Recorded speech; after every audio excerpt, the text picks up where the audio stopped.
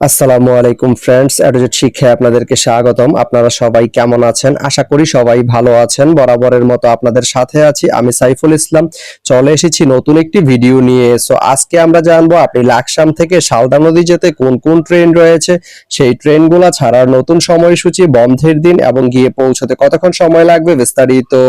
তো আমি যদি আপনাদেরকে ট্রেনের সময়সূচিগুলো বলে দেই, আপনি লাকসাম থেকে সালদা নদী যেতে শুধুমাত্র একটি ট্রেন রয়েছে, সেটি হচ্ছে কর্ণফুলী ট্রেনটি লাকসাম থেকে ছাড়বে দুপুর 12টা 28 মিনিটে এবং এটি সালদা নদী গিয়ে পৌঁছবে দুপুর 1টা 35 মিনিটে।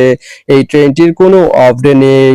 তো আপনি লাকসাম থেকে সালদা নদী যেতে এই কর্ণফুলী ট্রেনটি ব্যবহার করতে পারেন। তো ভিডিওটি কেমন লাগলো অবশ্যই কমেন্ট করে জানাবেন। আর ভিডিওটি যদি ভালো লেগে থাকে বা আপনার কোনো উপকারে এসে থাকে তাহলে ভিডিওতে একটা লাইক করে দিবেন, কারণ আপনার একটা লাইক আমাকে অনেক ইন্সপায়ার করে নতুন নতুন আরো ভিডিও বানাতে।